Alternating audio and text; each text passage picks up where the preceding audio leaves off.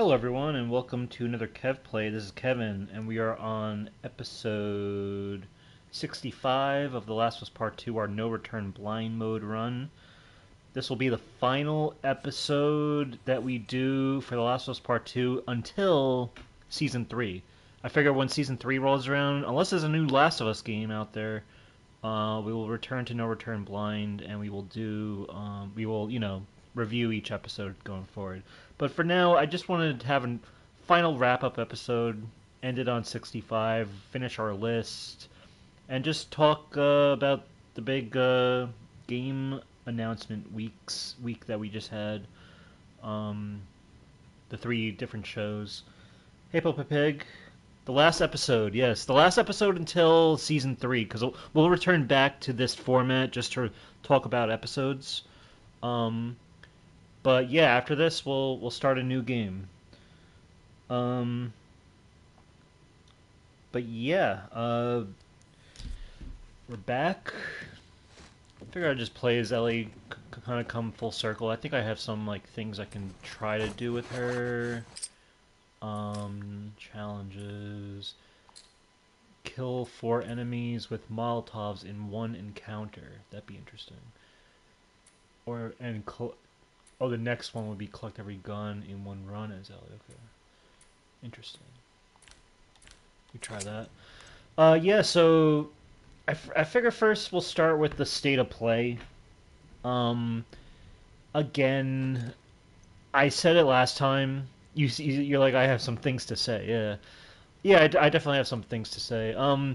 Like I said last episode, I expected this that it's gonna be there's gonna be a lot of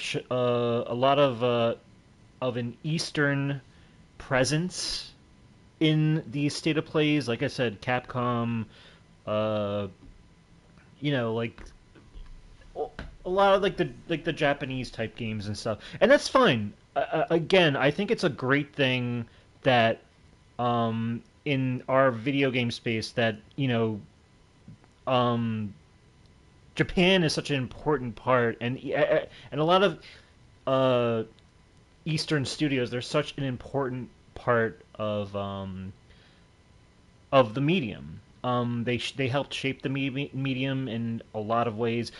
Do these games in particular appeal to me specifically?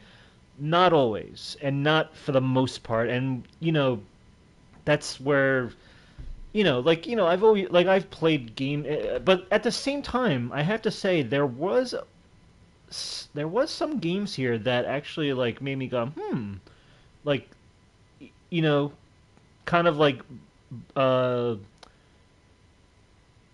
made me consider maybe it's time to broaden my palette a bit when it comes to the games that I gravitate towards. Um, you said, if I have to be honest, I think that all the showcases sucked. I would say so. I mean, for like, again, my expectations were low for the state of play and for Summer Game Fest, and I would even say my expectations were in check for the Xbox showcase. Um, Again, it's Sony state of play is it's we should know by now that the way that Sony operates isn't how it used to when it comes to announcing games so far in advance anymore. Um, last year we didn't know about Astrobot coming out in full until like around the summer. You know, it's only like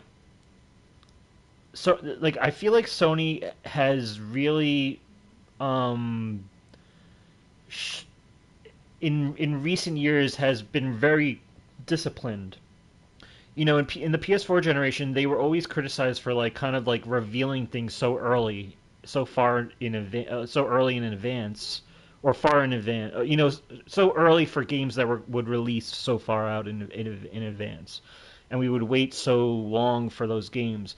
And this generation, it seemed like they learned from that criticism, and they're basically just like telling you what's what in within a short frame of time. You know, whether it's the end of the year or the beginning of next year. That's what the Sony State of Play seemed to be um, really like like like when I was going through like my notes, I was like just like because I like to like see like I made like notes from the last State of Play, the previous one, and then I look at the one that just happened, and I'm just like, okay, like maybe if I just familiarize how they're doing it, it will help me get my expectations in check. And I feel like I've learned that from a for like a long time now. That's it. Like I'm just looking at this list. Luminous Arise, I'm not really like I know Tetris Effect is a really good thing, and it's from those people, I think. Like I think there are games here for everybody, but in particular, it's just like it's not really the games that I really uh, am like hyped about or anything. The one game that I will say from Capcom, finally showing like a lot about Pragmata, which was a game that was showcased like in the very early goings of the generation. And then it went like radio silent, and there was like no information on it for like years and years. And finally, it's like they put out this trailer where they're showing it in full for the most part, and it looks very. It reminds me a little bit of Mega Man Legends in the way like the gameplay was like that I was seeing, like the way like you're fighting these like kind of like robot bosses and stuff. And there's the whole thing. It's another one of those like dad and or like a grown adult and a escorting a kid around type game or whatever. But I don't know. There's something intriguing about that game. I don't know if it's like I'll wait and see. But it just it harkened back to like Mega Man Legends and the dreaminess of that game and everything that I as a kid felt very um immersed in. I don't know. So again though, it's like the aesthetic though is always a little like with games like this is a little like I kind of have to wrap my head around it a bit. But I do think for the most part it looks good. So it's a game that I'm like, okay, it's cool that they're showing this game. But but yeah, other than that, like you know, I'm just looking at the list here. There's like a lot of things I would expect, like Final Fantasy Tactics for people who like that. Sure, um, a lot of Eastern stuff. There's a Mortal Kombat Legacy collection, which I think is really cool. I think it's from the same people who did like the Teenage Mutant Ninja Turtles collection, and it's like it's supposed to be a very in-depth collection if you're into like game preservation for all those games, those arcade games. I never played. I'm not really a Mortal Kombat guy, but I know that you are. I know that you're like a fighter guy. Yeah, like so I could see you that being something. Um, they showed more of Metal Gear Solid Snake Eater Delta. I already played the third game from the collection, so like the the remaster of Metal Gear Solid Snake Eater is not really something I'm like gun ho about or at the moment. I'm glad it exists though for people. And what else? Oh, Astrobot is getting 5 new challenge levels. It's good that they keep supporting this game. I've played every one that's been released so far. It's fun to like collect extra bots. People you may or may not recognize. Um, I think they're gonna have like one of the characters is gonna be Atsu from Ghost of Yotei, and they said quote unquote fan favorites. So there's that, and there's going to be an Astrobot DualSense wireless controller that's coming out, like another one or something. Um, what else? Like, yeah, Ghost of Yotei. They're saying that there's going to be a gameplay deep dive in July. I already know I'm going to get that game, but like, see, that's what I mean. It's like this year, I have a lot of games this year that I'm slated to get. I actually already pre-ordered 3 games, which is rare. It's rare for me to pre-order one game to begin with, but I actually pre-ordered 3 games because I want to ensure that I get the correct physical edition. Because one thing I've noticed as of recently is Like I with a couple of games that I've ordered off Amazon, because Amazon is an international company, a multinational company. Um, Sometimes even though it'll say you're getting the US version or whatever, they'll send you kind of like this like uh bilingual version, like physical version where it'll say like, like if you look at like the ESRB rating, it'll say like M for mature, but then it'll say like in Spanish or something, or like or in some language or whatever. And it's like it did that with my South Park Snow Day game, and it did that with my Kingdom Come Deliverance 2 game. I'm starting to like trying to get away from I'm trying to get away from ordering games from Amazon. I think I'm gonna try to order more from like American retailers like Walmart, Best Buy, Target, if I can, because then I think I'll actually get the proper version. It's not the worst thing in the world because it's just like but it's just something I've noticed. It's like it's still like region free, but I don't know. It's just something I've noticed as a recent.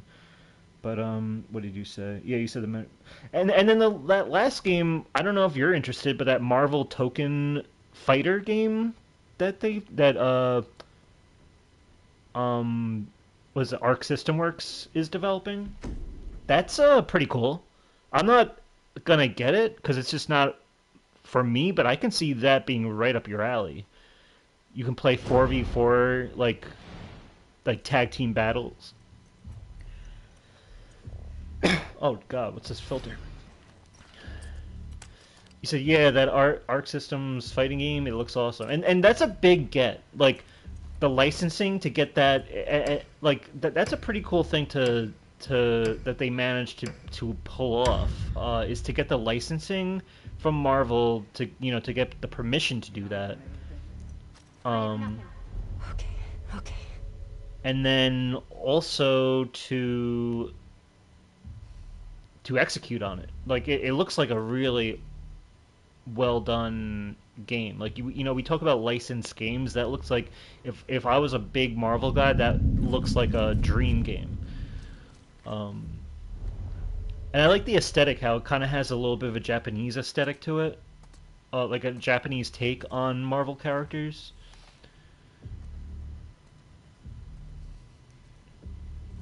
Okay, we got guys crawling around here. It's the woman! I was hoping that I could.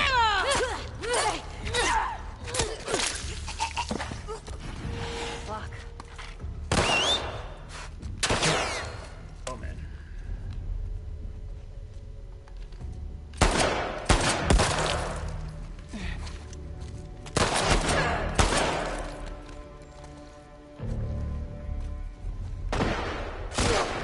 God. Hold on. You said the Summer Game Fest. I have absolutely nothing to You say. won't escape! Yeah, what was that really? I mean, they showed Death Stranding. I mean, 2, like more kind of like one last final like cinematic trailer, which seemed interesting. Apparently, there's these two new characters that you're going to be that are going to become important to the story. Damn. So that was a treat, I guess. I don't need to see any more Death Stranding 2 anyway, so I didn't really need. I wasn't really paying too close attention to it. You said they showed Sonic Racing with guest characters. That was cool. You know, out of all the kart racing games that are out there, even the best ones, like say like Crash Team Racing Nitro Fuel, crossovers like that where the art styles are different like that is rare. You know, I was joking when back when we were like episodes like months ago, I was saying something like it would have been cool if like you could play as like Tony Hawk in Crash Team Racing Nitro Fueled, or since Activision owns that, or the mascot, the real life mascot Crash Bandicoot. being included. That would like that sense of humor would have been very welcome, I think. Um, but again, it's like how how far do you want to stretch the rubber band of the Crash Bandicoot universe by it's one thing to get Spyro in, he kind of fits more in it in that world, even though he's more of a fantasy character.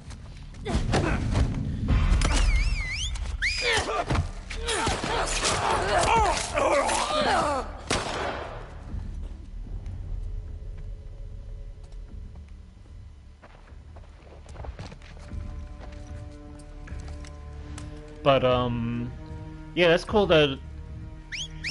Oh, who sees me? Who sees me?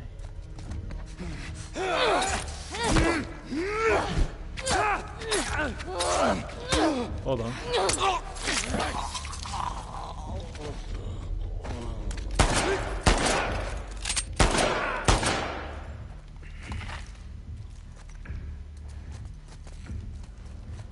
Hold on. Sorry. This black and white is very disorienting.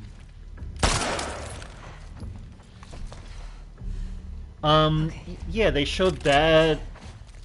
I can't think of anything else that in Summer Game Fest that they really oh, I guess one of the, like again, so in Summer Game Fest I didn't have my hopes up for at all. There's something about Summer Game Fest versus the Game Awards where I'm kind of like I feel like my expectations are a little higher during Game Awards season, like during that show. Summer Games Fest, it's just like, I don't expect much. Like I was not that I'm complaining, but like one of the observations is that there's a lot of Eastern games being shown at these showcases. But I have to say, 007 First Light. I played the James Bond games back in the day. This is a completely different type of game, but at least they're doing something with the IP that's interesting. I don't know if it's going to be for me. Maybe I'll wait for reviews. It is a little weird to see a young James Bond. It almost looks like a Tom Holland as Nathan Drake in Uncharted version of James Bond. But it's something, and it's from the people who made Hitman, I think, like the same studio, I believe. So they definitely know how to make stealth games, but also now they're incorporating more of like set pieces.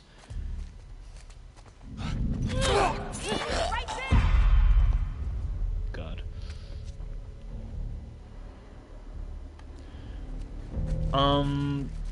But yeah, and then what else was there at Summer Games Fest that I swear there were some games that did catch my eye a bit.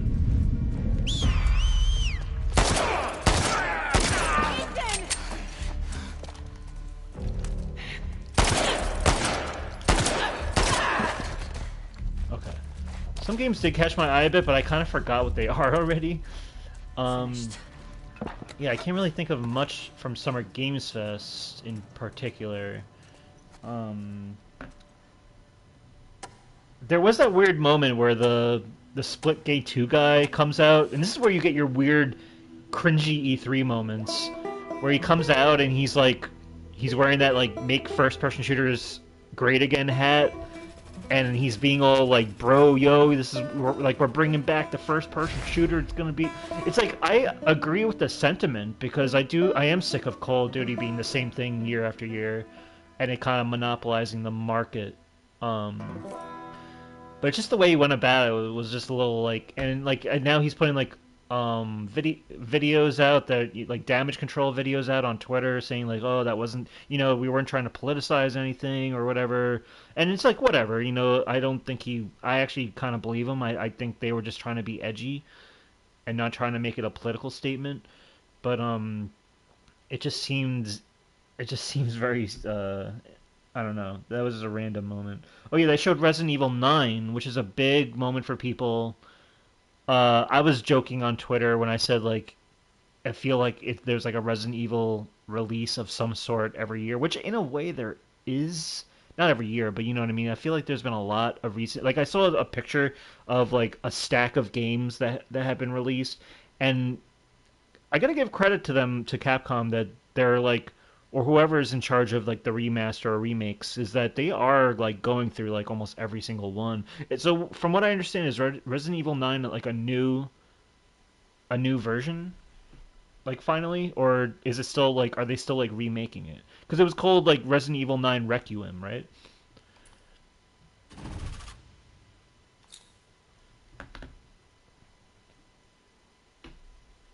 But yeah, it just wasn't We're not done. nothing there from Summer Game Fest that really caught my eye. Other than that, the Xbox showcase. You said it looks like a new game. Okay, yeah, that's what. And it did look cool. When they showed it, I would say that's a better final game than what the Xbox showcase did, where they have like Phil Spencer say, "Oh, there's one more thing," and then they show Call of Duty Black Ops 7. I've played Black Ops 2, so I do know the David Mason type story that they have in a way, even though I kind of forget almost everything that happened in that story. But I know people are hyped about that character or whatever.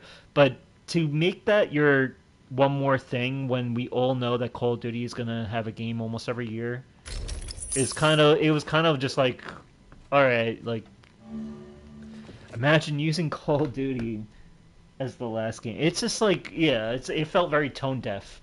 Um, and honestly, after Black Ops 6, even though I played Black Ops 6, I played the campaign, it was good. I do feel like I kind of fell for the hype train that a lot of like media outlets and reviewers were like praising this game.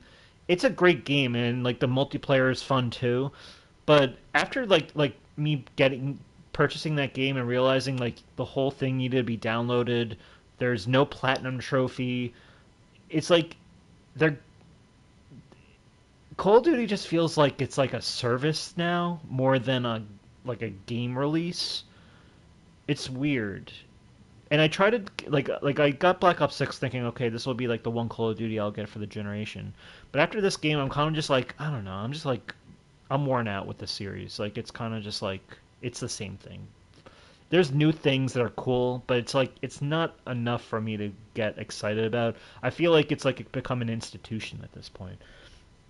You said, oh yeah, and this is a big one. When I saw this, you said there's gonna be a Persona 4 remake, which is called a Persona 4 Revival, uh, which doesn't need a remake, but whatever, I'm gonna play it anyway. Oh, okay, so they actually remade it already. Because when I saw that, I thought of you. I was like, oh, I'm like, Pelpa's gonna love that. But I guess they when did they already remake it though?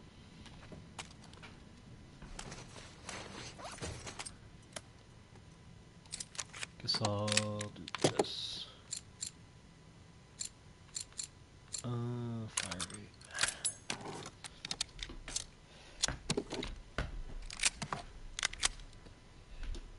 But that was cool to see that. Other than that, they showed the launch trailer for Tony Hawk's Pro Skater 3 plus 4, um, showing a lot more of the game. Um, you said there was a Persona 4 Golden, which was an enhanced re-release in 2012. Okay, but yeah, it's like this. I mean, 2012. That was I feel like there's got to be some extra content or something that's like that can distinguish itself with this new revival game, right? That I'm guessing might make the purchase worth it in some way, especially if you're like a fan, like a real good big fan of it. But yeah, that's cool. Yeah, so Tony Hawk Pro Skater 3 plus 4, they revealed Bam Margera, who we already know is in the game. Um, but a really cool introduction because they play his brother Jess Margera is in CKY and they play that song from Tony Hawk Pro Skater 3 when they like reveal him in the trailer, which was kind of a cool little nod there. But there's that. They also revealed that Michelangelo from Teenage Mutant Ninja Turtles, the Nickelodeon version, I think, is going to be a secret character in the game. Um, we already know Doom Guy is going to be in the game. I think you can get him early if you get the digital deluxe edition. Uh, Oh yeah, and you said the Invincible fighting game looks awesome, made by the same people who made Killer Instinct 2013. That was funny because like when I saw that, I was like, "Oh, this looks really cool." And at first, when I saw it, I was like, "Is this The Boys?" And then I remembered when I told you that I finished The Boys, you said that I should watch Invincible next. And I'm guessing they kind of are very similar in terms of like just being completely destructive and reckless and just like, they'll fight in the streets but like at anyone's expense. At the citizens' expense. Um just being like this overpowered force that is more destructive than good.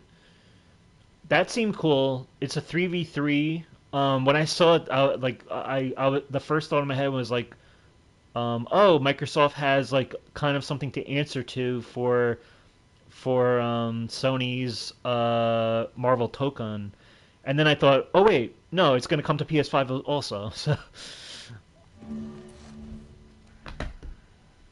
you said Invincible is way more destructive. I imagine it looked like that trailer was like, wow. Um, but it did remind me of the boys a lot. And then what else was I gonna say? Oh yeah. So yeah, that looks cool. There's a lot of cool fighting games they're showing. Like one of my friends is a big fighting. He's really into like the fighting genre. Like I remember I lost a bet once with him, and I said I'd buy you a game, and I bought him like Soul Calibur 6 or something or whatever game it was at the time. Uh, but yeah, that's cool. And then yeah, so Tornado Pro Skater 3 plus 4, they're showing new characters, new levels. There's new characters, like a new roster, but they're kind of teasing that there's gonna be these like an array of secret characters that we can get, and we already know Michelangelo's in it. I'm pretty much in belief that SpongeBob is going to be a playable character or of some sort because we already know from the Nintendo Switch trailer that there's going to be kind of like a SpongeBob crossover thing with one of the levels where you're on the pirate ship. Um, and what was I going to say? So yeah, there's like there's room and opportunity for secret characters, and I'm like, one of my things is like, this is an Activision game. They could like if they're putting cartoon characters like Michelangelo or SpongeBob, they could easily put Spyro as his skatable in his skatable form in the game. I feel like that would also be good marketing for when Spyro 4 comes out. Like they could add DLC characters. I feel like in Tony Hawk, and that would be awesome. The first one plus two didn't really. They had secret characters, but nothing really licensable.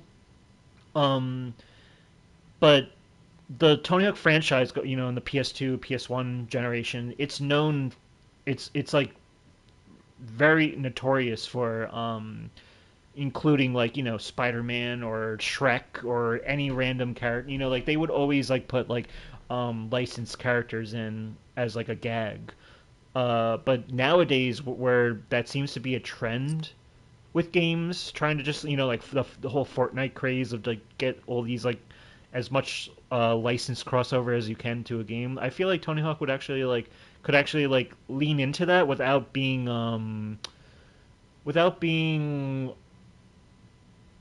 uh without losing its integrity because we already know that it's part of its history that it can do that.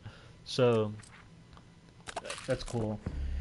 You said Double Fine has a new game, Keeper. I missed that. That was during the showcase, the Xbox showcase. And you said, what's funny? SpongeBob and TMNT are rumored characters in that Sonic racing game. That's interesting. It seems like they're shopping themselves around. Maybe, well, I know like SpongeBob has like a new movie or a short film coming out too. Like I know the Sandy movie just came out, or it was leaked, and then it's gonna come out. I forget. But then I saw something on Twitter saying like there's a short film that's going to be released in theaters for SpongeBob. SpongeBob is still a very strong brand or property, or.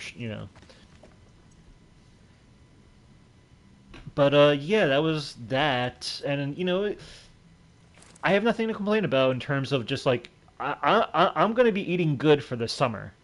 I already have 3 games pre-ordered. Um, the first game I pre-ordered was Death Stranding 2 on the beach. I figured I'd pre-order it. Where did I pre-order? I think I pre-ordered it at Walmart because I'm like, let's make sure, let's let this be an opportunity for me to make sure that when I pre-order this game and I get it on the day, I'll get the like proper physical version that I want. You know, not this like multilingual version that I've been getting as of recently. Um, so I did that. I pre-ordered Tony Hawk Pro Skater 3 Plus 4 from Amazon. I'm kind of just like randomly hoping that it just works out because I have ordered some from Amazon and it does work out. But the reason I got it from Amazon is because I was able to play the demo.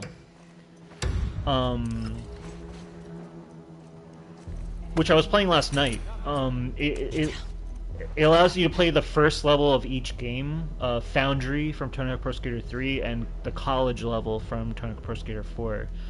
So I was able to play that, and it feels like it feels like the way it should, which is good. Unfortunately, the demo, you have like low stats, so I don't feel as flexible with my tricks and my balance and everything as I should, and like I'm not able to get the biggest air. But that's just because the stats are low and they're not allowing you to build your stats yet from the demo. What's over here? Oh, I can actually open stuff. Oh, the safe locks. I have to actually go there. Hold on, I'll read what you're saying soon. But yeah, I played the demo. You know what was interesting about the demo that I noticed? I'm hoping this is included in the game. I'm pretty sure it will be.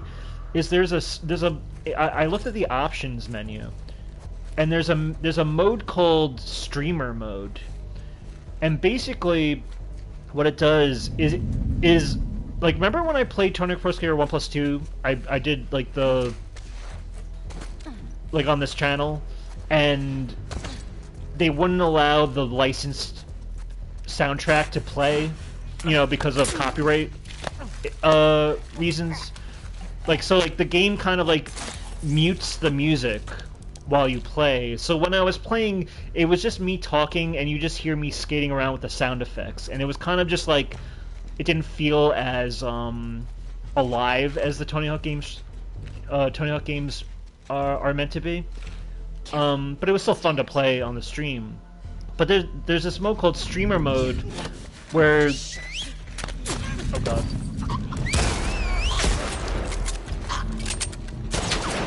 Oh.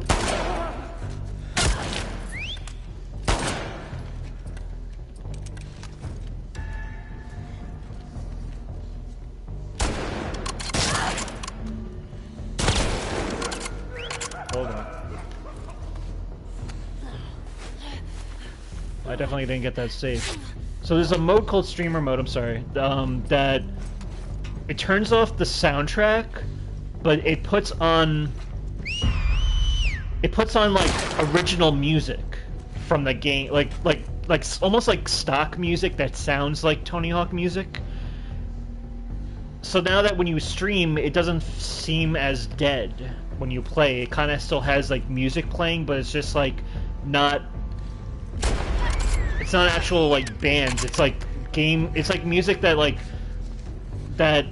I guess was developed by Iron Galaxy themselves, like, or maybe they hired some composer to kind of like have like an in-game soundtrack, like kind of like almost like when you play like any game, you know, it's like an original soundtrack rather than licensed music.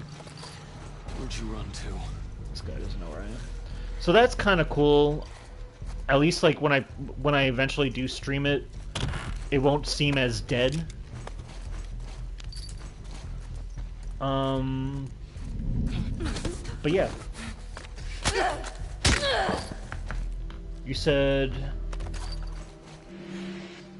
I have no games pre-ordered. It's rare for me to even pre-order a game, let alone three, which I haven't even said the third one yet. You said I'm looking to get that Ninja Gaiden game. Oh yes, it was a Ninja Gaiden 4. There hasn't been a Ninja Gaiden game in a long, long time, right? From what I understand. So that's a cool game. Again, another cool, like, I guess like a hack and slash type game, right? That's not a fighter. That's more of like a, well, it's a fighter, but not in the sense of Mortal Kombat, right? It's more of like a kind of like a Devil May Cry, if I'm mistaken, or if I'm not mistaken. And you said, does it control the same as 1+2? Yeah, it does control the same. Um, it does Alright. it feels a little different in a way. It's the same engine and it's the same move sets and everything, but it feels good.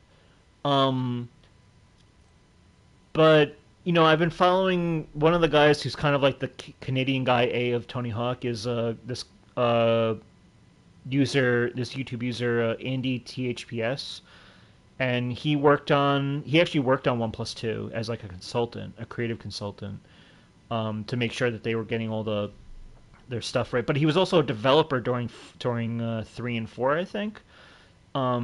There's even like a secret gap you can get in the fourth original game or the third original game that's called Andy's Gap. And they actually brought that gap back. It's like a secret gap, so it's not even a gap you're meant to find. It's just like a gap the developers put in as like an inside joke. And Iron Galaxy was actually cool enough to actually like include that secret gap in, without it being like a requirement to get it. Like basically, a gap is like being able to trick off one object to another. Uh, like every Tony Hawk game has like a gap list. Like like you went from this ramp to this ramp, like and landed it, or you hopped off this rail onto this other rail, and that's a gap. Um, you said hack and slash, cool. Okay, yeah, so Ninja Gaiden's a hack and slash. Yeah, I imagine that's what it was. So that's cool. But yeah, the Tony Hawk game, I'm hearing like I don't know if this game is like compared to like say Crash Team Racing Nitro Field or um even like say some like the Crash Insane trilogy where they're adding a level like Stormy Ascent. Like Tony Hawk 3+4 is adding levels, but they're also like weirdly omitting 2 levels from the fourth game, which were like bonus levels. And people are kind of like wondering like why aren't these maps being included? One of those maps was Chicago, and that Chicago map was actually a spin-off map, or basically like it was basically like a Matt Hoffman BMX map that they put in Tony Hawk. Um, so people are thinking maybe there's some weird legal loophole with the Matt Hoffman games, even though they're owned by the same company, by Activision, that for some reason they didn't want to include that map in, or people are speculating that it's going to be a secret map that you actually have to unlock, because apparently there's going to be a lot of unlockables, and I think they're trying to hold their cards close to their chest, maybe. And then it also could be maybe DLC, but it just seems weird that they didn't include that when other games, say like Crash Team Racing Nitro Field, went above and beyond to include everything from Crash Team Racing, and then include stuff we weren't even asking for, like all the Nitro, the Crash Nitro Kart levels. Like that's something that was like a very pleasant surprise for us. Whereas this, it feels like, I don't know if like Iron Galaxy was under some weird time restraints or budget restraints or something with Activision, some bullshit with Activision. It's a little disappointing that 3+4. It's going to be a great game, but I don't think like I hope that it proves to be more substantial than just because we already know there's no proper career mode from the fourth game in this version. It's a 2-minute timer version instead of like a free roam, kind of like a Spyro 2, like to go and talk to the NPC, give you the goal, and then do it. So they're cutting goals. In the original PS2 version of Tony Hawk Pro Skater 3, 4. There's 190 goals. So a lot of those goals are probably going to be cut. But then they're also saying that in New Game Plus, you're going to be able to play different goals that were in the. So, but it's weird because then you're cutting the two levels, the Carnival and Chicago. If they're in the game at all, who knows? But those levels have their own goals and NPCs to talk to and stuff. So it's just like, I don't know. There's a lot of weird things where it's like, I feel like it's going to be, at the end of the day, it's going to be a great game, but I feel like there's a lot of just like, I don't know, disappointing stuff where it's like, I wish they could have like had more time or like just like, I don't know. But it's going to be a great game. I have it pre-ordered. It's going to be in July. You know, I have Death Stranding for June, end of June. Middle of July, I'll have Tony Hawk 3+4. And then the other game that I got from the Xbox Showcase, which was like a big...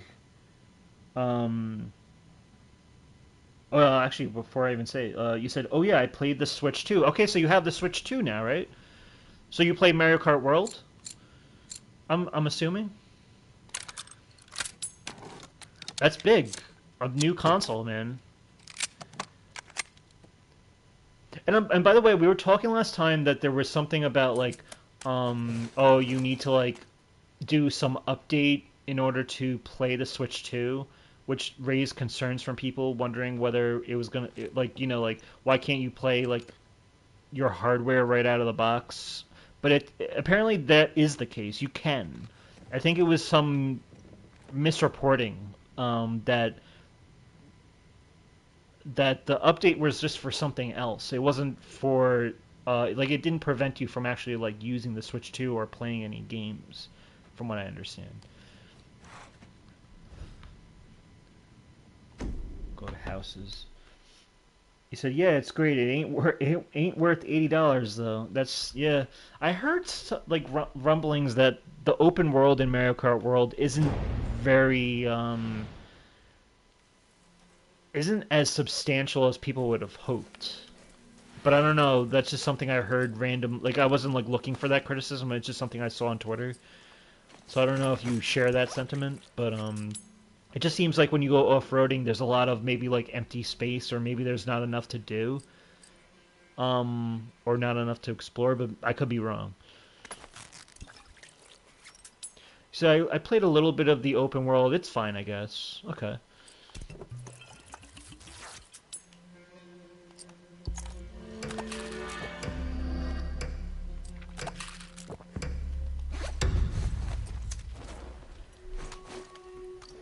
You said the Rainbow Road is awesome, though. Okay.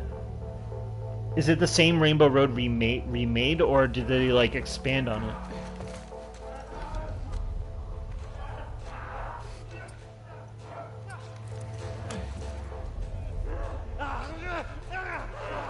Oh, they're coming at me.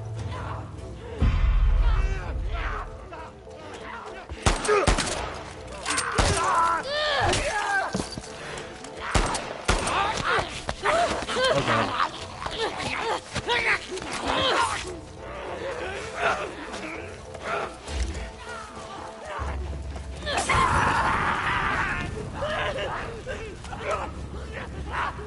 They expanded it on it big time. It's like 6 minutes long. Oh wow.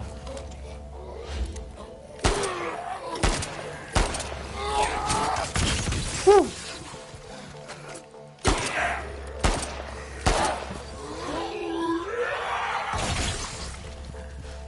Next wave, next wave.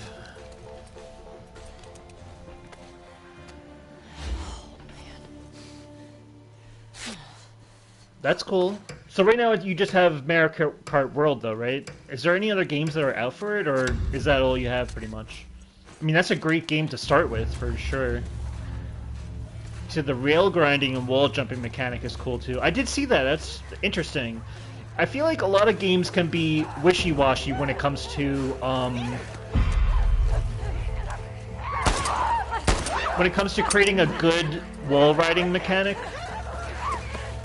So if it works good, that's cool.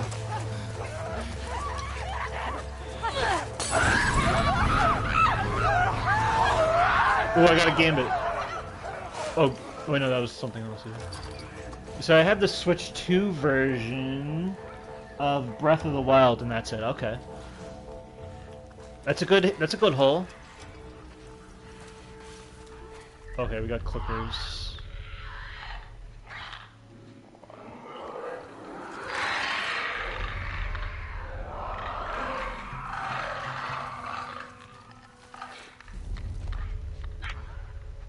God.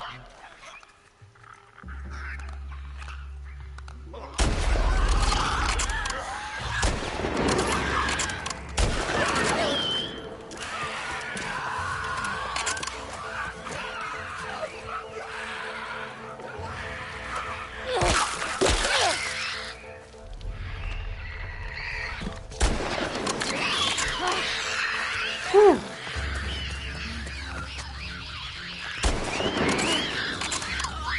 Oh my god, no! I can't believe I died from that stupid thing. Alright. Yeah, that's Mario Kart World in the Switch 2. Nice, yeah. What was I gonna say beyond that? Oh yeah, so the third game that I actually got from... I didn't find out about this till yesterday that it was actually gonna have a physical version. Is, Gears of War Reloaded. They actually have a PS5 physical release, and I pre-ordered it on at Best Buy.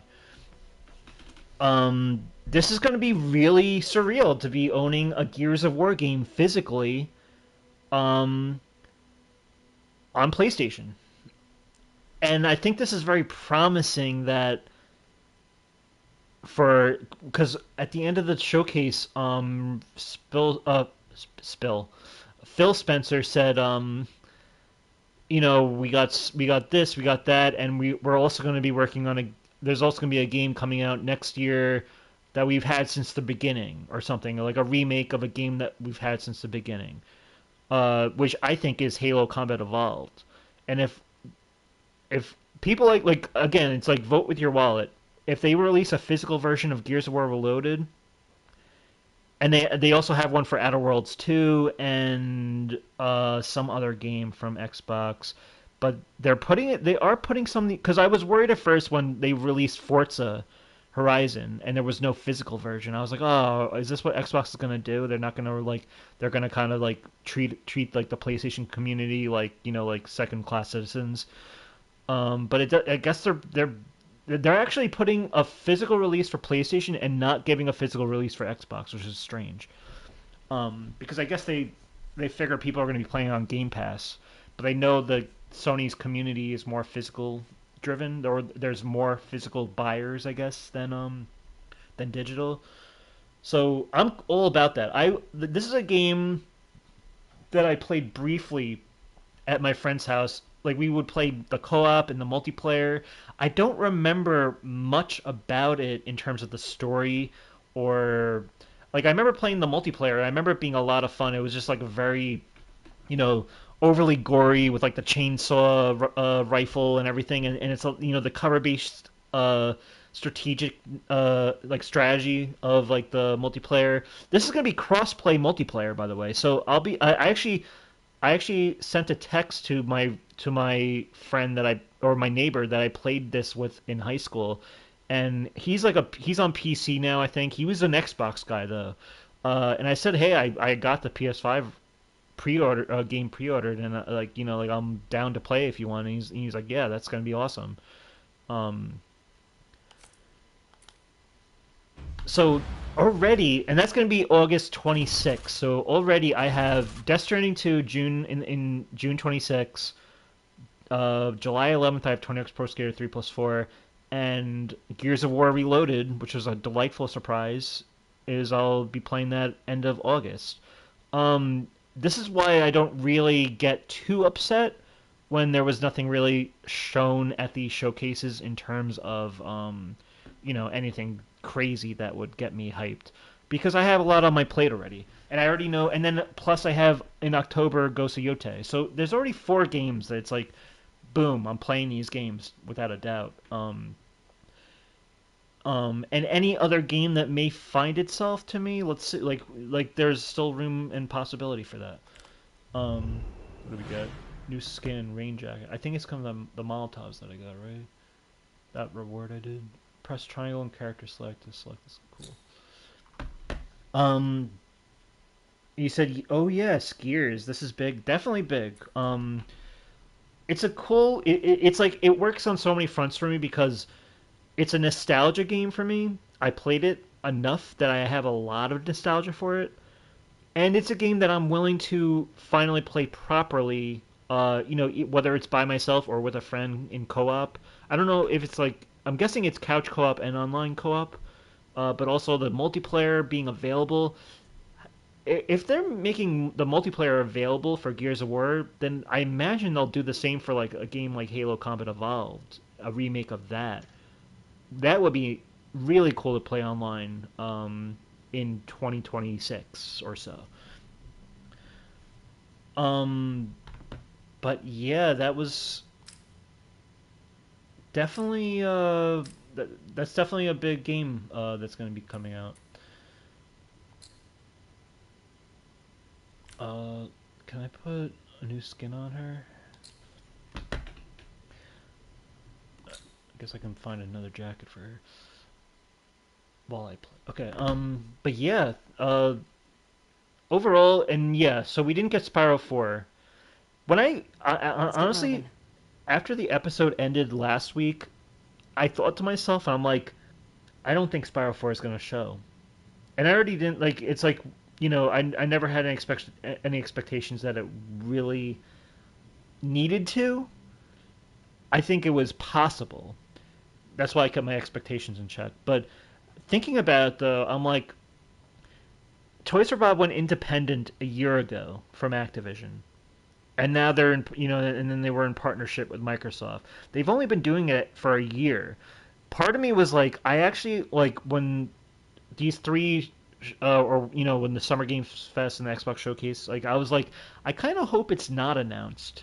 Because if they're gonna like meet the standards of say like Astrobot took a solid 3 years to develop. I want them to cook as much as they can. I wouldn't want to see the Spyro 4 earlier than it should be. Um, I want them to really knock us out of the park when they show it, when they really have had a lot of time to cook with it. I say 3 years is actually like the max I'll give it. Like why? Yeah, because it's like a 1 year of them to properly start developing this game. After they've gone independent, I know like there was a lot of weird stuff that happened with Activision and Microsoft. We went through a pandemic. Um, I'm like a broken record. Like it's just like Microsoft went through the acquisition, acquiring Activision, and then Activision going through its like legal trouble and with the FTC, and then also the sexual harassment suits and all that, discrimination, all that, um, and plus just Toys for Bob having to be put. I don't know, like they were put through the ringer a lot, so I was like, okay, now that they've had this clean slate, this is where I'll draw the line and be like, okay, if they don't show anything, if the game doesn't release for me in by say like 2027, then like that's my expectation for it at most 2027. It's possible it can show up in late 2026, but I think if we want a solid Spyro 4, now that they have time to really work on it without any interference, I'm willing to wait and let them cook, and give it like a real proper treatment. I want to see what a modern Spyro game looks like, especially after the influence of Astrobot, and especially after what they proved to do with Crash 4. Oh, by the way, I'm rambling a lot. um, we should probably get into our list.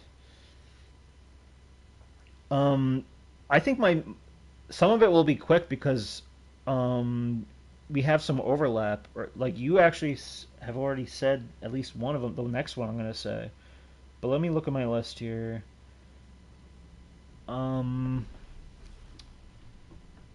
Just to recap, my list for the top 10 2020 Desert Island games for me is number 10 Helldivers 2, number 9 Ratchet and Clank Rift Apart, number 8 Chivalry 2, number 7 Ghost of Tsushima, number 6 Kingdom Come Deliverance 2, number 5 Horizon Forbidden West, number 4 Crash Bandicoot 4 It's About Time, and number 3 is God of War Ragnarok.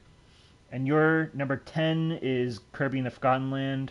Number 9, Psychonauts 2. Number 8, Crash Bandicoot 4 It's About Time. Number 7, Ratchet and Clank Rift Apart. Number 6, Hades. Number 5, Ghost of Tsushima.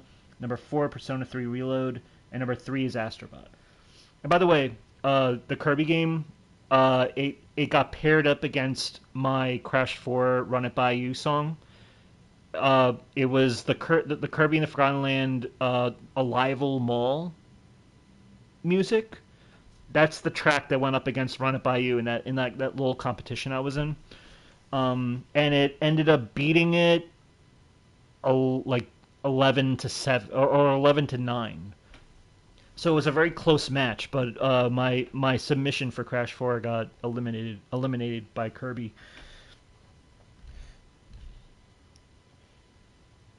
Yeah, you said a game that I'm you're like, damn. Yeah, so the next game that I actually have for my number 2 is Astrobot. Like I said, big influence for platformers going forward, I think, is this game. And what more could I say? You know, like I said, I teared up at the end when you had to put Astrobot back to, like bring him back to life. The game is just like, it did so many wonderful things. Wonderful platformer. You said that's crazy that you have Astrobot. Yeah, I haven't said him yet, but yeah, for me Astrobot blew me out of the water. Awesome soundtrack, everything about it. Like a lot of Astrobot is still like on my mind even after like months of not having played it. Or I played it in terms of like the extra levels and stuff, but a lot of that game stuck with me, like the boss fights, everything. You said, what can I say? Awesome game. I mean, we've said enough about it. But, yeah, number 2, Astrobot. I don't have much else to say about it, but that I can think of. But I'm looking forward to a sequel, if they do one, from Team Asobi. But, yeah. I mean, right now it seems to be that they keep putting out all this DLC. I think they should just work on a new game at this point. It's over! If you have seen Toy Story, Sackboy is Woody and Astrobot is Buzz. Pretty much, right? Roger that! Yeah, of course I've seen Toy Story. Whoa! Hold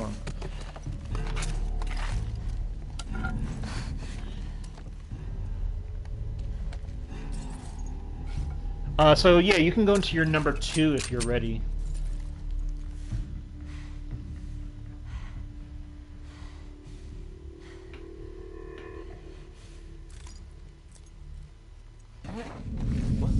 Was that her? Got her!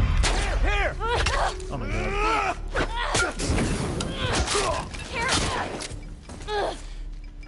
Marvel Spider-Man 2. Excellent choice. Oh.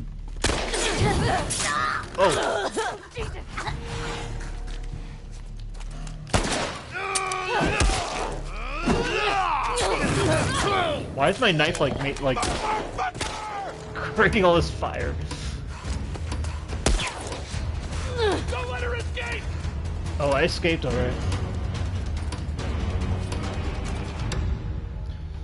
Yeah, Marvel Spider-Man 2, excellent game of 2023. One of the best things about that game was, for me, was Venom.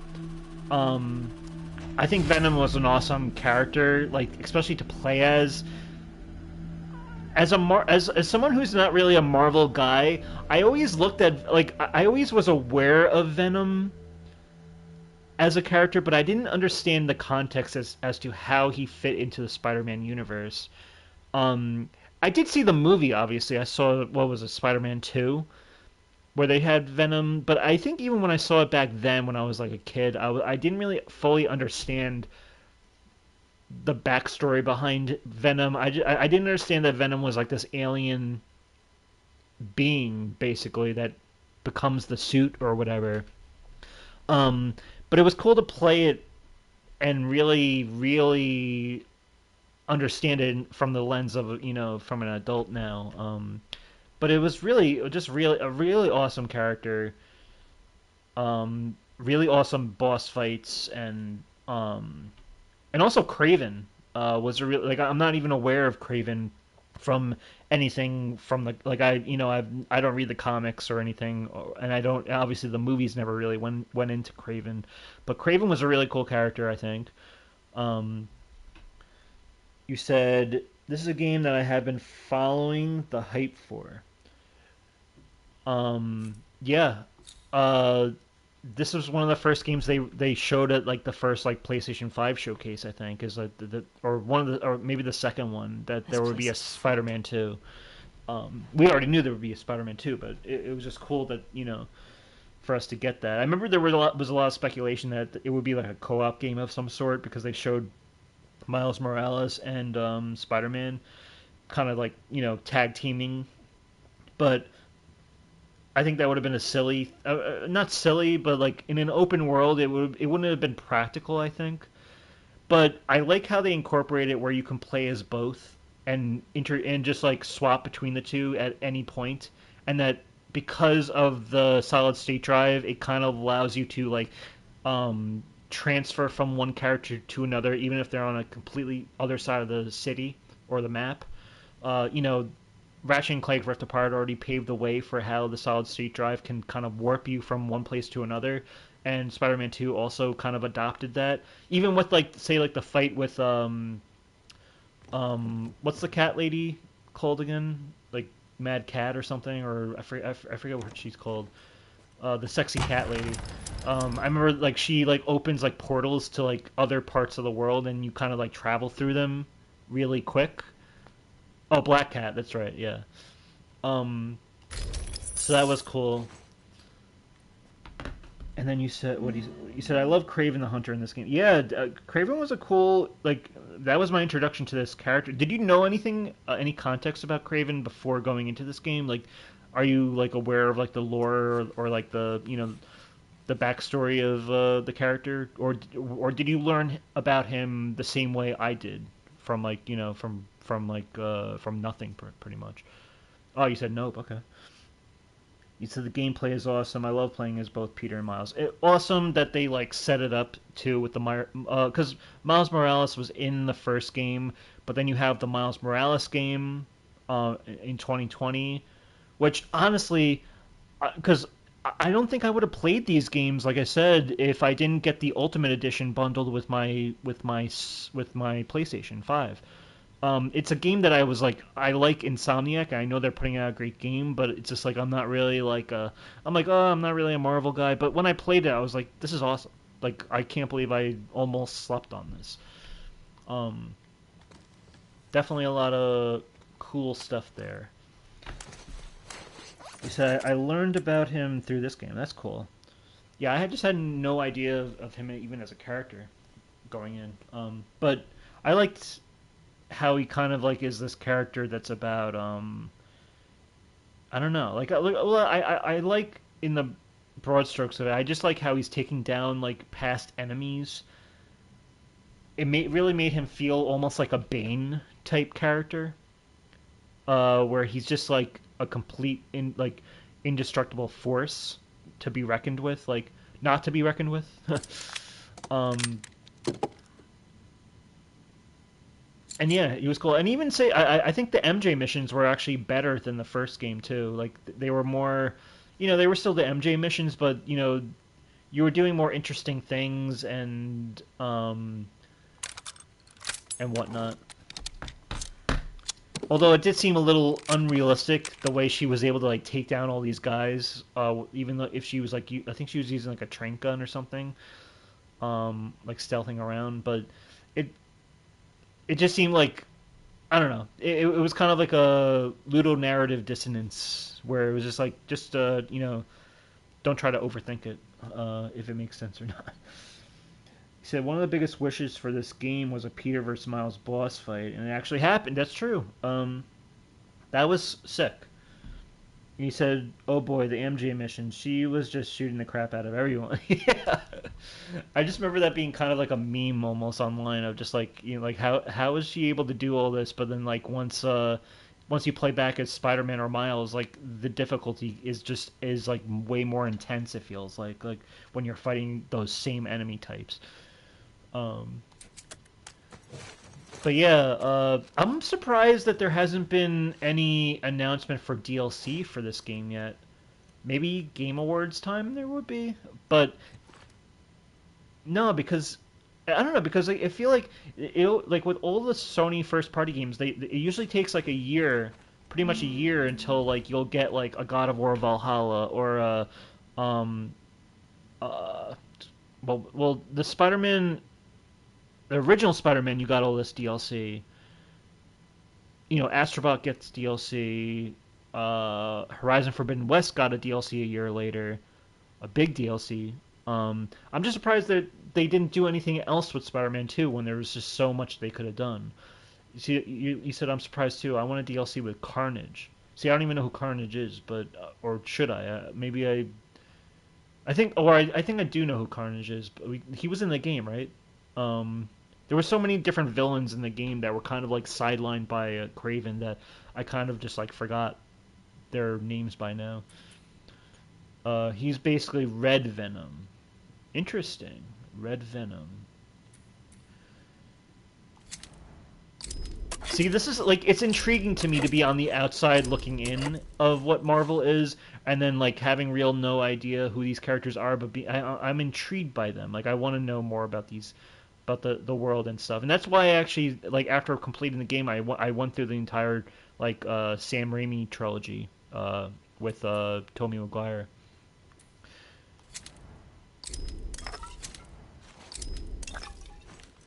But yeah, what else can I say? If you have anything else to say, please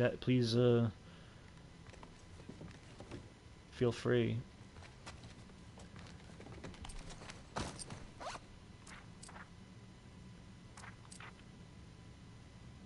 You said the music is great as always. Oh yeah, you know, it's very Spider-Man.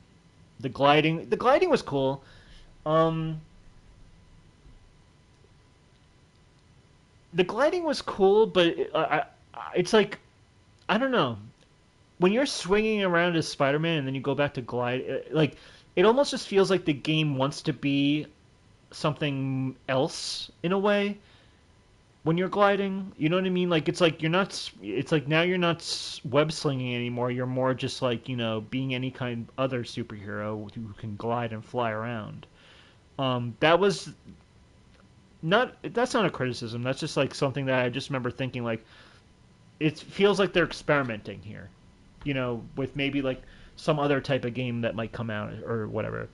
We're still waiting on this supposed Wolverine. I don't even know if it's canceled or not. Game.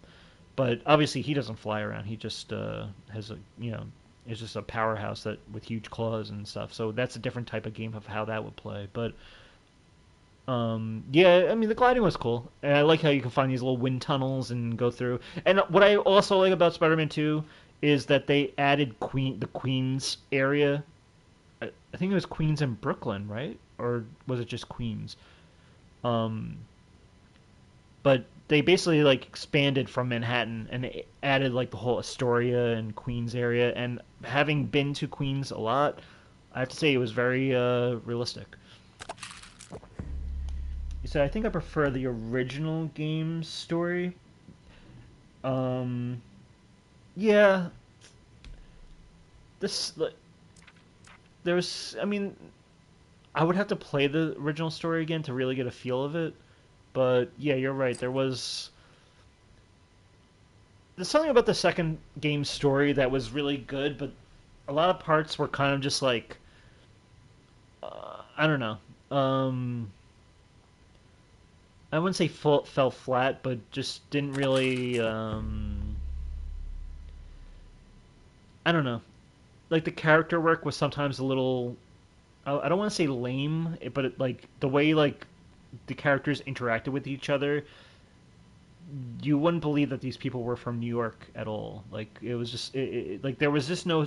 Sometimes it felt like there was no like tension or friction between the characters. They were all very happy-go-lucky with each other at all times, even when we knew that there was an underlying conflict happening, you know, between Peter and what's his name? I'm forgetting his name already. But you know what I mean. Not Miles, but well, yeah, Miles and Peter. There was like there was good character work, but I think just the story is just overall. It's something else. It's something. It's all about preference, really. Because I did enjoy it. Insomniac is still working on Wolverine, yeah. And who knows at this point? You know, maybe Insomniac seems to work on a lot of things, as we know from the leak. So maybe things have changed. But by the way, there was news that just broke today from like Jason Schreier that Ben's studio had to lay off like 30% of their workforce, which is about like 40 people. And they were working on, and that was after they had to cancel their live service game that Jim Ryan probably forced them to do. They canceled that game, and they were working on a completely new game, or are at the moment. So, but they're unfortunately experiencing setbacks. So, this kind of sucks. You say, yeah, that's my number 2. Yep, cool. Marvel Spider-Man 2, definitely a big game of 2023. The only Sony game that really came out 2023, I believe, from Insomniac.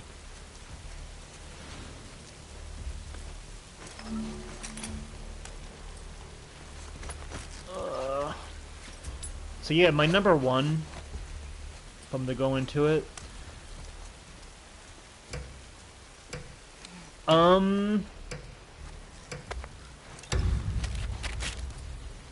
I guess I won't beat around the bush. It's my number 1. Hold on.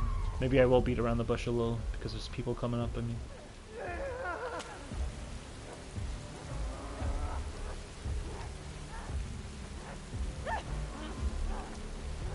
Hold on.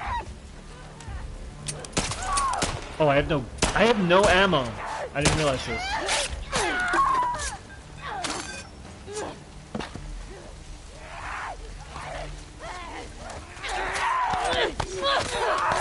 Hold on.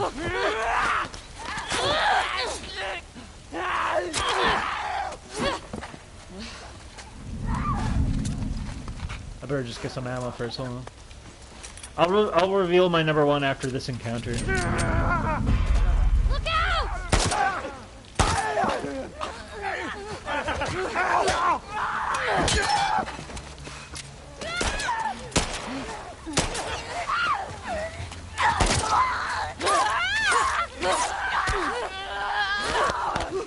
Oh no, you don't! Thank you, Dina. Thank you.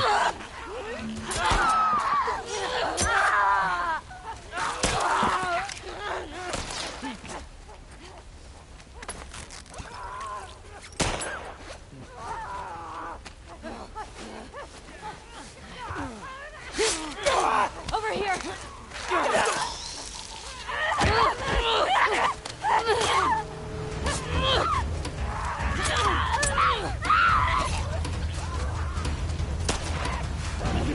Hold on.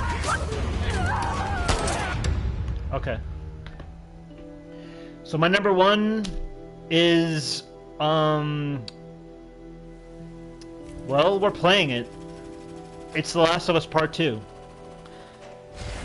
After playing this game again, with you here on this channel, giving it, I think what might be like the third or fourth playthrough. I have a lot of respect for this game. You said no way. I really do have a newfound admiration for what they were doing with the story. I think even after The Last of Us HBO season 2, I have a much more admiration for how they executed this story. To me, this was a very bold game. It did things that I think that gamers weren't used to in how they told the story. I know that sounds a little pretentious, but it's just like a lot of people are so used to this is the video game protagonist, and that's the protagonist we're going to be playing as for the rest of the franchise. It's not the first franchise to ever kill off its main character. Killzone kills off its character. Resistance kills off its character. And I'm talking like prematurely, but The Last of Us Part 2 was so much by killing Joel. Joel is already like it's a classic character to kill off a classic character like that, and I think people had to train. It's almost like people had to rewire how they how they can react or how they can approach the storytelling. Because I think one of the things that with this game when it came out, when it leaked, and people learned about what happens before really playing the game, people already had people saw that, and their reaction without any context as to how it happens or the execution or the greater story behind it, people were very quick to just denounce this game and denounce the direction and denounce Neil Druckmann and denounce everything. I think after you play the game though, and thankfully when I played this game, I avoided that big spoiler. There was already theories from the trailer that Joel was going to get killed, but when I played the game, I was like, "Wow, this is big," and for me, that moment is like, okay, why? What is the story that you're telling here? Ellie is definitely as strong as a character as Joel is, so she certainly can carry the game forward. I had no doubt about that, and she does. But there's so many little beats too that kind of went over my head the first time around. I enjoyed it generally the first time around, but I remember feeling a feeling of wow, they really did something artistic, but I don't know if it's something that vibes with me in the same way the first game did. But now that I'm playing it more and I'm kind of immersed in this world more for as long as we've been playing this for 65 hours or 65 episodes, I understand what they were doing more. I have a deeper appreciation for what the story is. And I think it's a bolder story, and I'm glad that they went in this direction. I'm glad that they didn't let the fans write the game. Because fans are great, but you don't want your audience telling your story for you. If you have a reason to do something bold and you want to go forward with that, I think it's you're within every creative right to do so. And I'm glad that Neil Druckmann and Haley Gross and the team at Naughty Dog just knocked this game out. Just went all in with this game. Didn't hold back from how violent and disturbing and soul-sucking this game can be. It really brought you to a level of emotion and a mental space that's I don't think any work of art from really even television or movies has ever brought me to. And there's a lot of, and I'm not, that's not denouncing those two mediums, that a great story say The Sopranos or Breaking Bad or a Stanley Kubrick film 2001: A Space Odyssey or whatever. Those are great works of art that take you to a place that you never really expected to go. This is just another example of that. And I think this is one of those games of the medium that I think it's going to be like studied in the future. Like years from now, this game they're going to look back at this game, and as much as controversial as it is, I think people are going to look back at it and be like, I can't believe this game exists. I can't believe that this game happened the way it did, and how and how great it actually is. You know, for people who can actually find the benefits from it, because I think like I'm one of those people now. I just think that this game is just such an important game for the entire decade, but also it's one of the craziest games and experiences I've ever played in video games ever. Um, and I could have said that for the first game, but the second game is just like it's exploring things that, and we've talked about it ad nauseum throughout this channel, throughout this playthrough. But it just goes into so much that it like explores things that I think is best explored in this game compared to anything else really.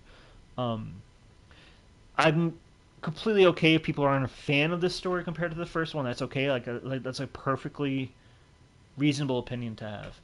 Um, but the hate that this game gets, the vitriol that it gets from certain pockets of the internet and some of the audience, I think, and I think a lot of people are coming around with the game too. That they are, whether you like it or not, there is something very thought provoking and artful about this game that just it's very there's a lot to engage with it regardless of what it does. But for me, it's like a great piece of art. It can bring a positive reaction or negative reaction, but it's doing it very well, and it's doing it in a way that's not it's not terrible. It's just more subjective of whether you like it or not. It's like this is like a masterpiece of a game, regardless if you like it or not. And the gameplay is crazy too. Um, like how they expanded with the gameplay, how fluid you're like you can now you can prone, you can go through tight spaces. The the violence is more insane and the way they name the NPCs, so it makes you feel like you're actually killing or hurting actual people. The dogs, like everything about this game is just it's so unlike any other game for me. You said it was right in front of me the whole time. I remember this game got leaked and everyone was hating on the game, and honestly, it's just a shame to me. But I think people are coming around from it, and people are even discovering it now that the show exists. But there's people that I've seen online who actually who completely missed the leaks, and they're playing the game for the first time, and I'm seeing those opinions and those perspectives, and it's really interesting. Um, but this is a game like you gotta view it from a mature lens, an open mind, and there's really nothing like it in any medium for me. You said people understand that the story is what the story is saying, but they are saying that the execution sucks. See, that's what used to be the sentiment in a way, and I was always like, oh, why are they jumping around? Like, why are they doing day one, day two, day three? Like, it's okay. We get revenge is bad, but I think there's a lot more being said in this game that's a lot more profound and nuanced than just that bare bone story of revenge is bad. Like there's so much more being and the ways it's being executed is actually a lot more intelligent and well crafted in my opinion than um I would have thought on my first playthrough.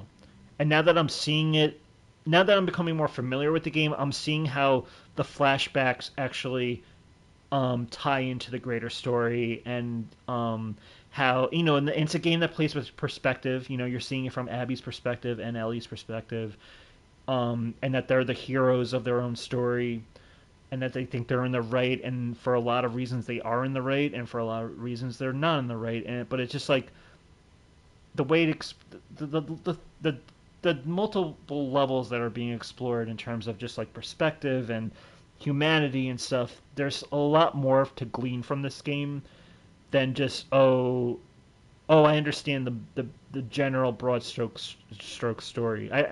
And after the show, it's like I can't see how anyone can play this game and be like, yeah, like and not appreciate the execution in the game compared to the show because the game is just so like beat by beat. It's just like so well done, well directed, written, and acted, performed. And the tone is just right. Everything about it is very well done, in my opinion. But I understand that people might not agree with that, but for me, it definitely works.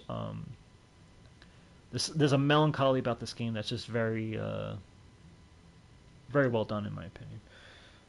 You said I still think they should give us a choice at the end.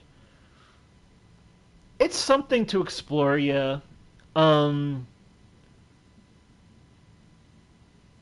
but at the end of the day, it's like we're kind of like outsiders looking in of what the story is. Yes, we're playing as these two characters, but we really shouldn't have. I don't know. Like for me, it's like there's something to be argued that like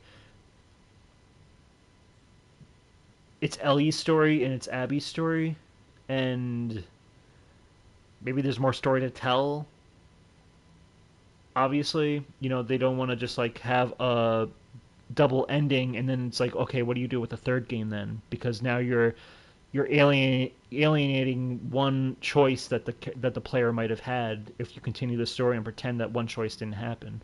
So I think they're like sticking to their guns and like being like, oh no, this is the story. I think that's a reasonable choice. I know Ghost of Tsushima, like we talked about the other episode ago, gives you a choice at the end on one of the big moments, but I don't know. There's something about this that it makes you think. Like, why didn't they give us a choice? Why did it play out that way? Um, what is it? What greater meaning could we glean from it? I like that. You said I still. You said I still have that opinion to this day, or hear that opinion to this day. A lot of people still have that opinion. Like, but again, um, it's all about what your opinion is. Not. I mean the royal you. You know. And to me, it just speaks to me. This game specifically speaks to me in a very profound way. Uh, and it touches me emotionally. Like it's a very emotional game for me. And I felt that going through it again. I was like floored by a lot of the moments, and um, like I was shocked. Like when I was playing this, when I went into the second game playing it, I was like, I'm just doing this really for continuity purposes. I did the first game. Let's do the second game. It's a second game. It's a linear game I can play. But when I did it again, I was just like surprised by how much the moments I've already played before were completely sidelining me and how wrapped up I was getting in it. It's a long game, and I think part of the length of this game kind of adds to what the story is in terms of really making you feel like you're just going down this like awful, terrible road, and you're just descending like spiritually.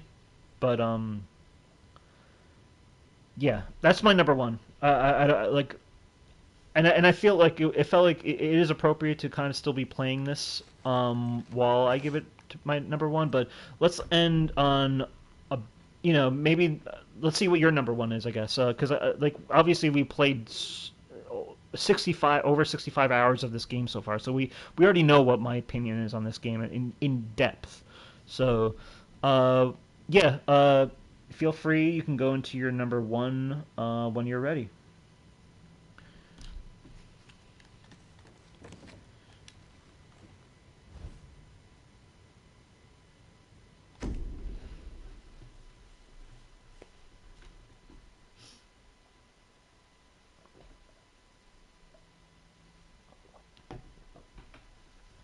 Number one, Hi-Fi Rush. This is a cool game in terms of its aesthetic. I've never played it. It first came out for Microsoft or Xbox, but then it got ported to one of the first games to get ported to PlayStation, and then they shut the studio down. Microsoft shut the studio down, even though Hi-Fi Rush was like a game of the year contender, I think, right? Or it won an award in some category, which was such a strange decision by them. He said this game speaks the language of goat, raw, fire, and peak fiction. I'd never played Sunset Overdrive, but it reminds me of kind of like that sense of expression in terms of like the colorfulness and kind of like the athleticism behind what you're doing.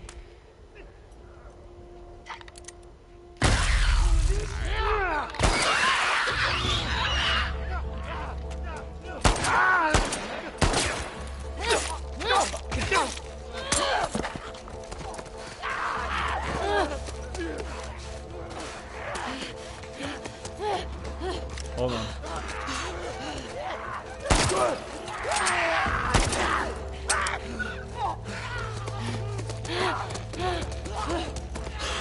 Oh no!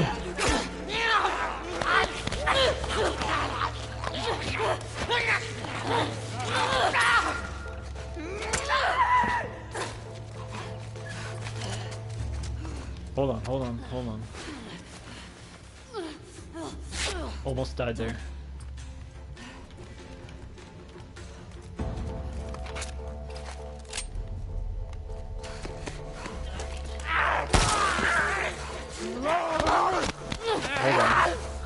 Sorry. So I remember my mutual on Twitter was raving about the game. I saw it and it looked awesome. Hold on, guys. So I had to give it a try. This is a game that I feel like I would pick this game up. It's definitely, so it's your number one. That's interesting.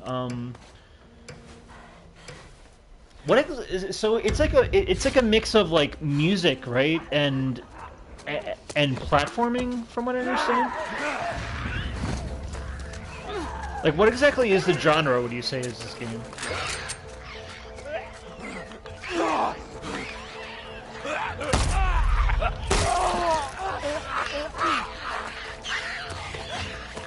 Hold on.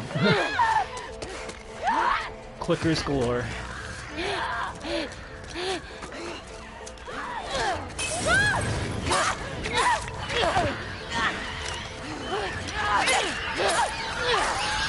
Oh my god, no! The game is like Guitar Hero mixed with Devil May Cry. Okay, so there's kind of like a rhythm game going on, I guess, or like trying to like do certain button inputs to music, I'm guessing, but it's also like kind of like a hack and slash type game. Like a Devil May Cry?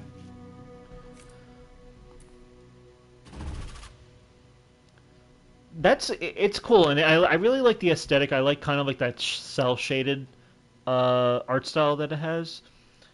And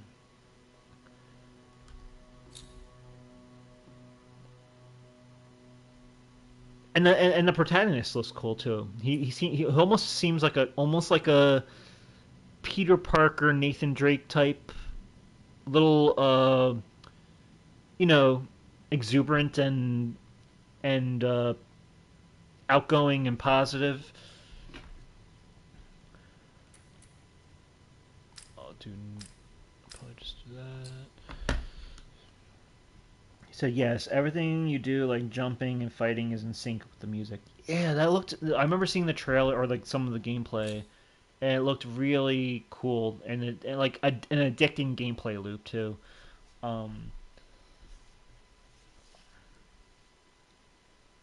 That's good. Okay. Is the soundtrack really good? Like, No. is it licensed music or is it like original? Because I imagine that they would have to put. I think they put licensed music in that game, right?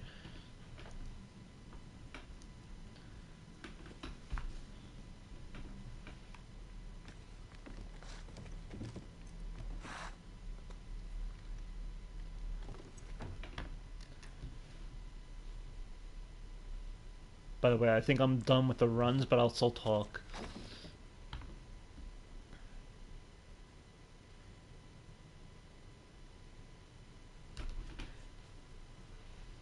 I can't believe that they shut the studio, or like basically they shut the studio down, but then the studio was able to recreate themselves after. I think they were saved by some company, right?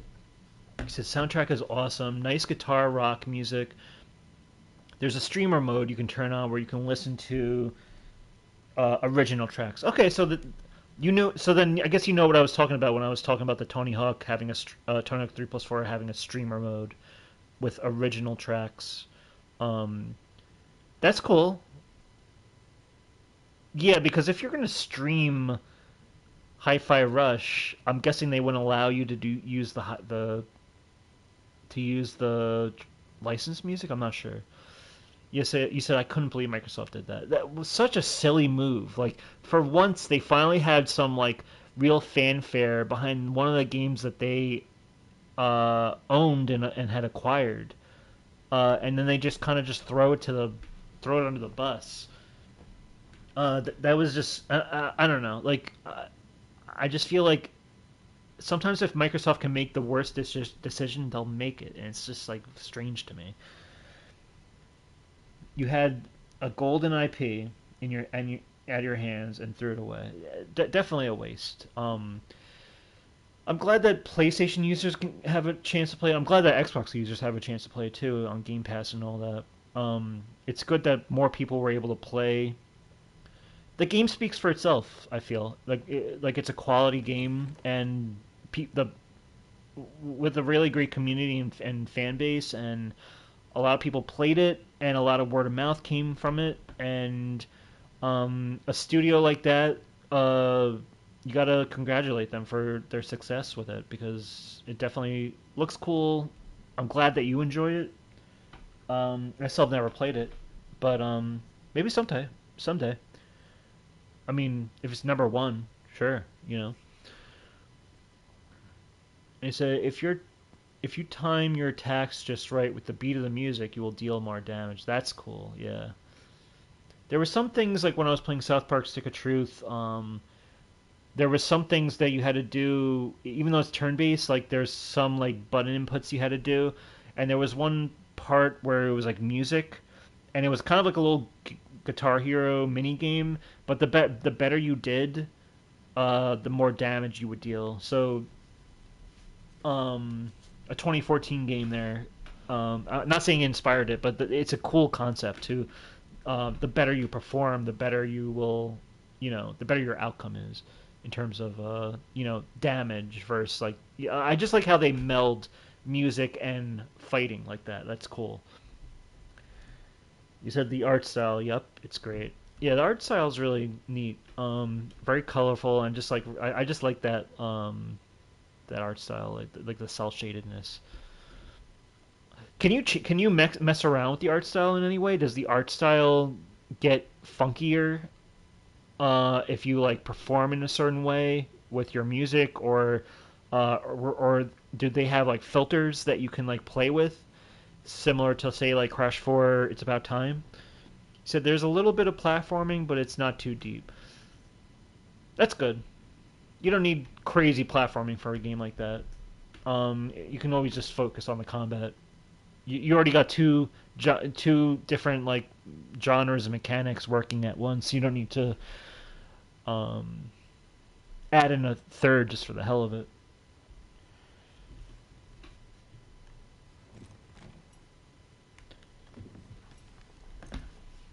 But that's a great number one.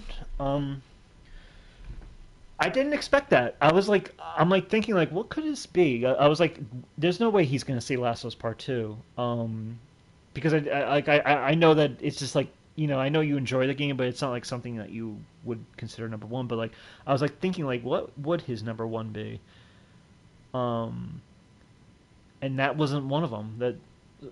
But it makes sense. It's a completely Pelpa Pig choice that I really like. He said it's number one because it's peak. It's peak fiction. Peak fiction. So the story is that like it really spoke to you that much, you would say? Because like that's how I sort of feel as much as like say like The Last of Us Part 1 or 2 is like this really deep compelling story. There's something about like say like the Uncharted 4 story that sort of speaks to my sensibilities in terms of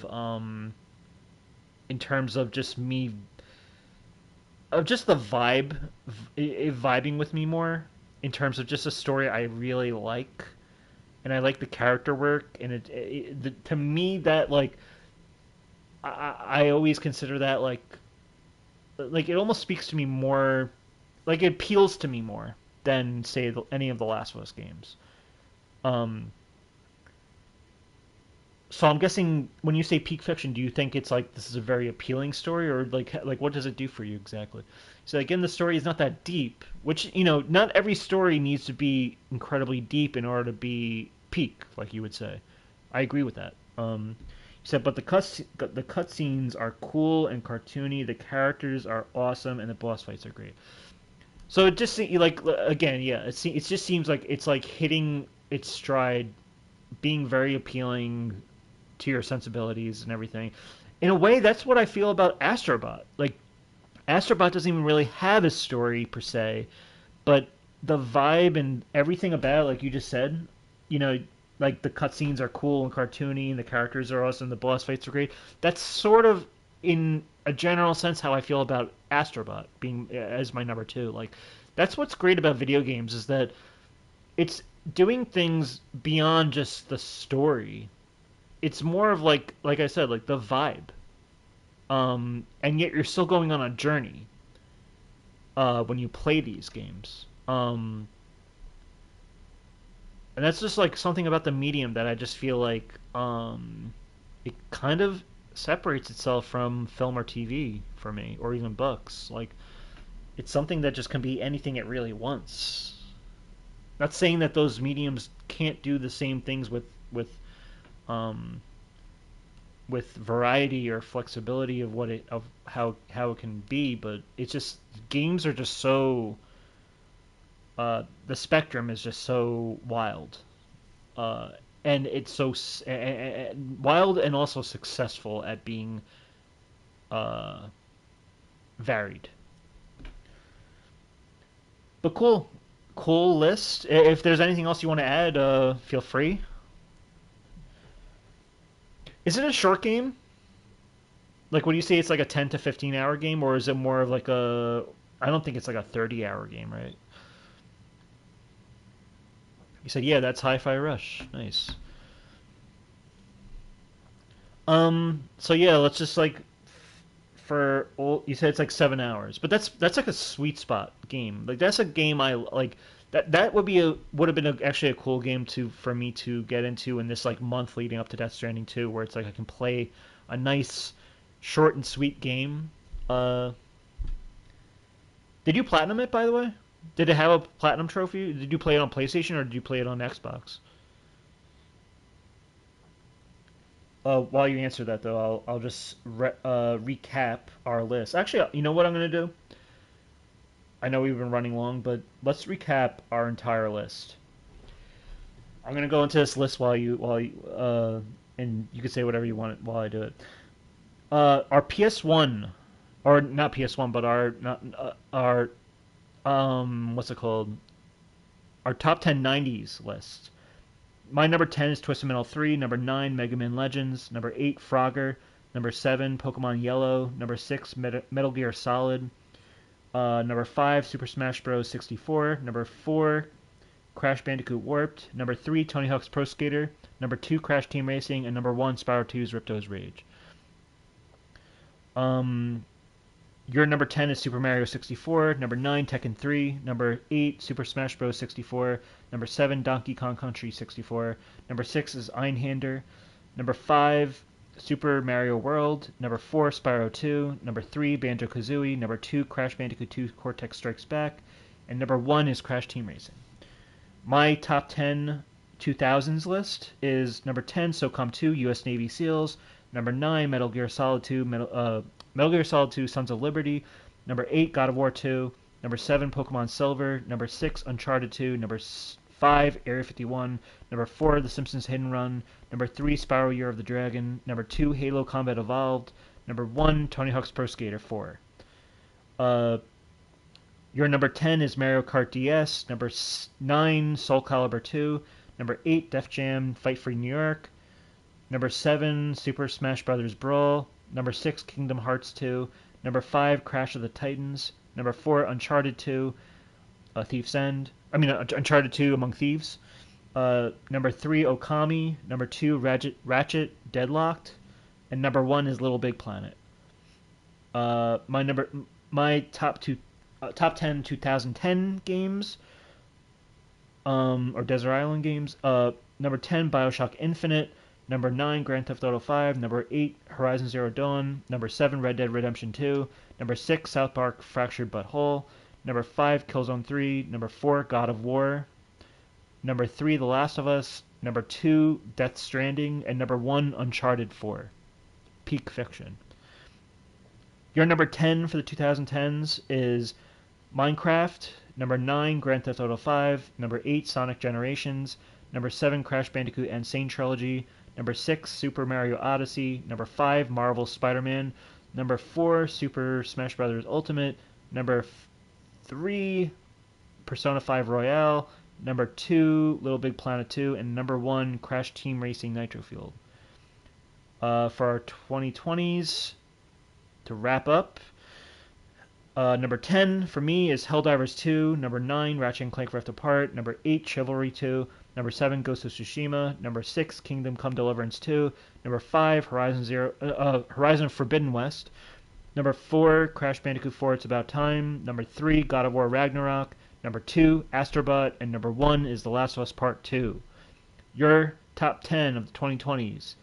Number 10, Kirby and the Forgotten Land. Number 9, Psychonauts 2. Number 8, Crash Bandicoot 4, It's About Time.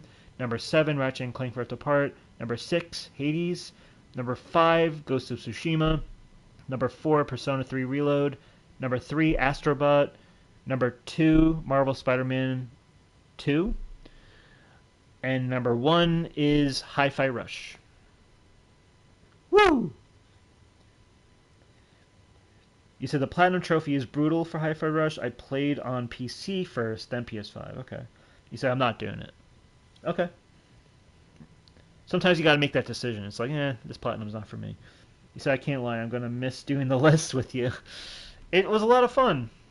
Maybe in the future we'll do another type of list. But I think for the next episode, we're gonna start a new game. I want to kind of we'll have a lot to talk about this game as we play. We'll talk about, whatever's going on in the news as we, each week. Maybe when we hit a new milestone of episode counts, we can do more lists. But I want to make it a special thing, and I want to try to think about it too. I don't want to just do lists for the sake of lists, I want to make it a thing we can think about. But for the most part, yeah. You said new game, yeah. You'll see what it is when it comes out, and I think you'll be delightfully or pleasantly surprised or delighted. Maybe not surprised. I don't even know, but I think you'll be delighted. Other than that, I just want to say,